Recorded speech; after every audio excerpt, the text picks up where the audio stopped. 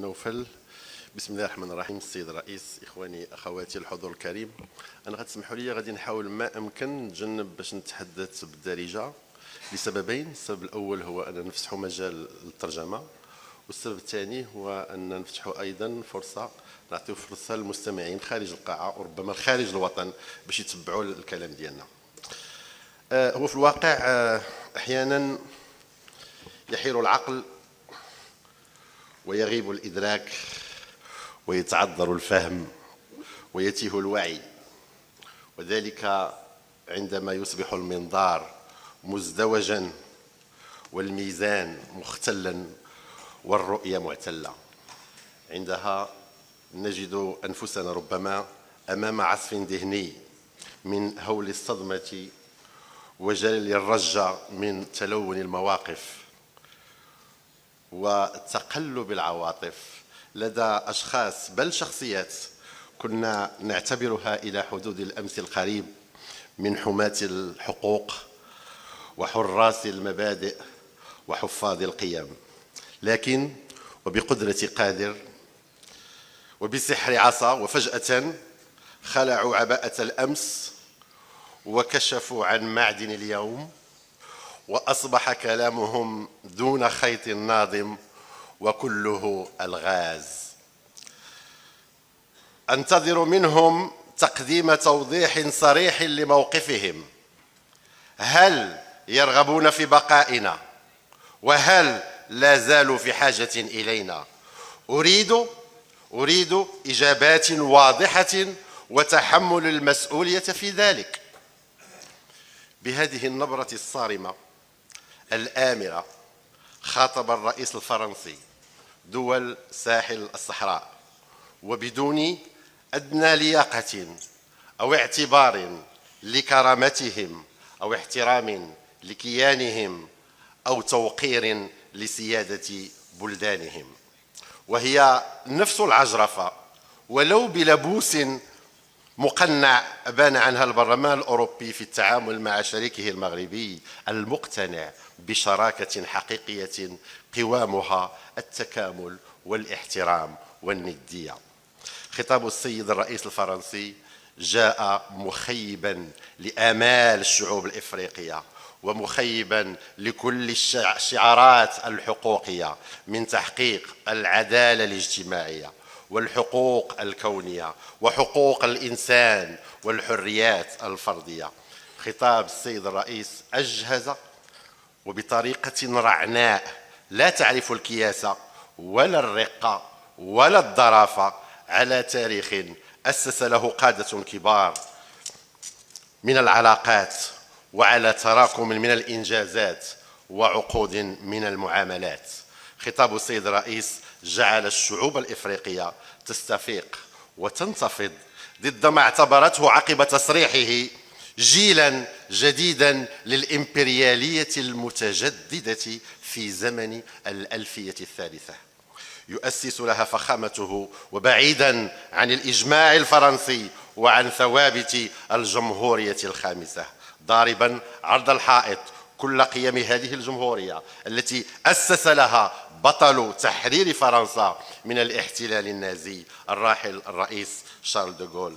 خطاب السيد الرئيس أثار حفيظة القادة الأفارقة ليأتيه الرد من عمق أدغال إفريقيا على لسان مسؤول إفريقي استشعر الغبن والاستصغار والإهانة من كلام السيد الرئيس، منبها أن الشعوب الإفريقية لا تكره فرنسا أو الفرنسيين. الدليل أننا نتكلم لغتكم ورعاياكم يعيشون تحت سقف واحد بإفريقيا، متزوجين بإفريقيات ويعيشون في سلم وأمان. لكن هذه النبرة الاستعلائية والتي لم يشهد لها مثيل عند أي رئيس فرنسي سابق أصبحت تمقتها الشعوب الإفريقية وترفض أي تدخل في سياساتها، لأن الحكام الأفارقة في نهاية المطاف هم من عليهم تقديم المحاسبة في تدبير شؤون الدولة لشعوبهم، وليس الرئيس الفرنسي الذي أصبح لا يتردد في التدخل في شؤون من يخالف تعليماته وقراراته أو من يزعج نظرته للشراكة والتعاون دون سابق إذنه أو رضاه أو بتزكية منه.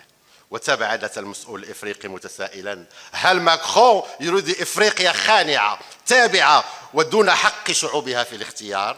هل يريد ماكرون إفريقيا دون حق الشعوب في الحياة والحقوق الكونية وحق تقرير مصيرها؟ إنه بهذا السلوك الغير مسبوق في تاريخ علاقات بلده بإفريقيا يتحمل المسؤولية التاريخية لصنع الحقد والكراهية لفرنسا. الشعوب الإفريقية تعيش اليوم صحوة ضمير لتملك قراراتها السيادية، وربما كان لفخامة الرئيس دور هام في هذه الصحوة بفعل نظرته المستفزة والمتعالية والمحتقرة لإفريقيا. تقلب في المواقف وتلون في المواقع وانحراف عن المقبول هو سلوك تتعرض إليه بلادنا كذلك. فهل هي تبعات الحرب الروسية الأوكرانية؟ أم ندرة الغاز بالقارة الأوروبية؟ وهل هي الصدف أن يتزامن قرار البرلمان الأوروبي تحت يافطة حقوق الإنسان بشأن صحفيين لم تكتمل مصادر محاكمتهم بعد بزيارة الصغير مونديلا لتندوف الذي بعد الشان تحول إلى جاكي شان يتعقب الخصام ويصنع الإثارة في مسرحية رديئة وبإخراج هزيل؟ ثم هل هي المصادفة أن البرلمانيين الذين صوتوا لصالح القرار بالبرلمان الأوروبي يقومون بزيارة لنفس المكان؟ وهل هي الأقدار؟ أيام قليلة من التصويت على القرار يستقبل البرلمان الأوروبي انفصالية مغرر بها تدعو لحمل السلاح في وجه المغاربة في وقت ترفع فيه أوروبا شعار السلم والأمان.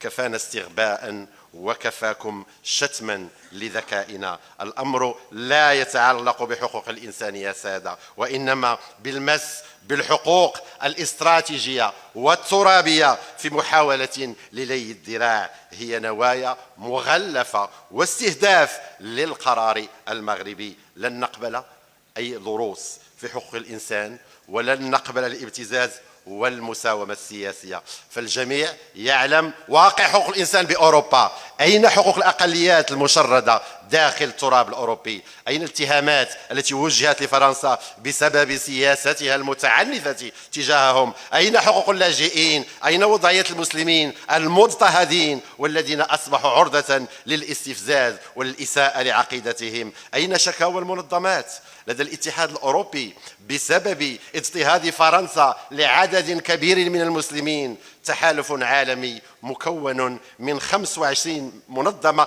مدنية ومنظمة غير حكومية من 11 دولة قدموا شكوى وطالبوا بفتح إجراء رسمي ضد فرنسا أمام محكمة العدل الدولية بسبب الإسلاموفوبيا. وقدم التحالف شكوى مفصلة إلى رئيس المفوضية الأوروبية ضد فرنسا بسبب فرضها لميثاق الأئمة التمييزي والمخالف لحقوق الإنسان، لأنه يفرض رقابة على حرية التعبير بطريقة لم يسبق لها مثيل في القانون الأوروبي.